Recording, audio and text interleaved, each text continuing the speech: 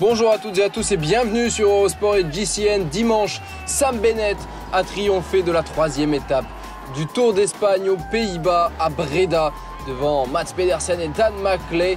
Les sprinteurs et le reste du peloton ont pris l'avion direction l'Espagne et Vitoria aujourd'hui pour le départ de cette quatrième étape. Retour en Espagne, la Jumbo-Visma qui continue de se passer le maillot rouge. Après Racing le premier jour, Tunissen le deuxième, c'est l'Italien Edoardo Affini qui porte le maillot de leader. Ça devait être Sam Oomen, mais à l'addition des places, c'est bien Affini qui est leader. Et oui, car la Jumbo avait en tête de mettre Sam Oomen et donc les trois Néerlandais leaders après le voyage aux Pays-Bas. Jay Hindley, Julien Alaphilippe, on a vu Sergio Higuita également. Ils sont nombreux à être candidats à la victoire aujourd'hui. Départ de Vitoria-Gasteiz et direction la Guardia avec une ascension de 3e catégorie à 20 km de l'arrivée. Et cette arrivée difficile à la Guardia puisqu'il y aura vraiment un petit répétition à l'arrivée. Primoz Roglic est un hater peut-être également. En tout cas, c'était les pronostics de nos experts d'Eurosport et de GCN. Une échappée avec Lutsenko, Alessandro De Marchi, James Shaw, Ander Okamika, Johan Bou pour Euskaltel et Dries Neurs pour la Lotto Soudal. Le peloton qui contrôle 100 km, 2 minutes et 18 secondes d'avance. La Jumbo-Visma qui reçoit l'aide de la Bora-Hansgrohe après 2 succès de Sam Bennett. Est-ce que Sergio Higuita, Kelderman ou Jay Hindley peuvent prétendre à la victoire? C'est ce que l'on verra dans 90 km désormais. La première montée répertoriée du jour, elle est en 2e catégorie, 5 points à glaner. Eh bien c'est Johan Bou d'Euskaltel et Euskadi, Johan Bou même peut-être, qui va prendre le maximum de points. Alors qu'on a vu un drapeau breton toujours présent. Johan Bou d'Euskaltel et Euskadi qui prend donc les 5 points et passe devant Julius Van den Berg qui en avait 3. Jarrad Dries Neurs a pris également 3 points. Et Ander Okamika en a pris un. Lutsenko, Shaw et De Marchi sont désormais en tête. C'est terminé pour Dries Neurs et Bou. Juan Bou qui est assuré de garder le maillot puisque Julius Van den Berg est distancé. Thomas de Rent ne semble pas en mesure de s'imposer aujourd'hui à la Guardia.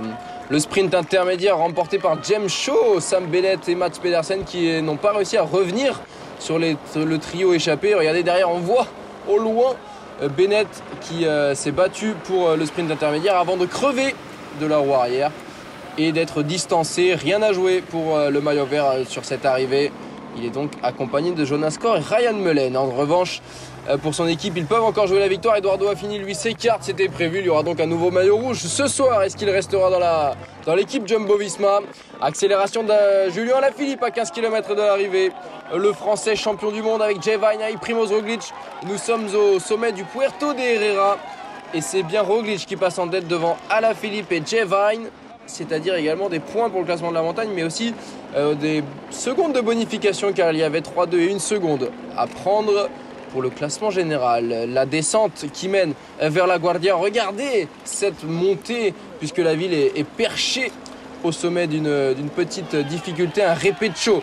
La Trek Segafredo avec Kenny Ellison qui emmène Mats Pedersen. On voit Enric Mas, Quentin Paché, Pavel Sivakov qui se replace. Pas de trace d'Alaphilippe.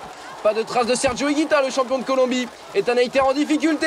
Et c'est bien Primoz Roglic qui lance son sprint. Primoz Roglic toujours, le Slovène de la Jumbo-Visma qui va s'imposer.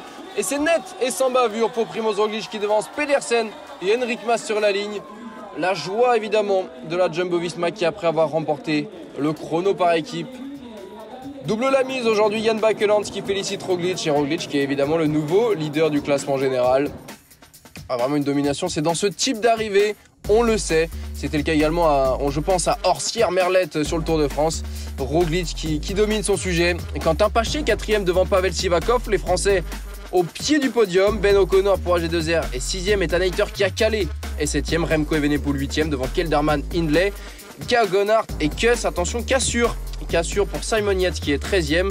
Et pour la suite du classement, Rodriguez, notamment Esteban Chavez, Sergio Higuita, Richard Carapaz ou encore Mikel Landa, Almeida, Uran. Au classement général, donc, Roglic est leader devant Kuss, Hayter et Sivakov, Tao Geoghegan Hart, Remco Evenepoel.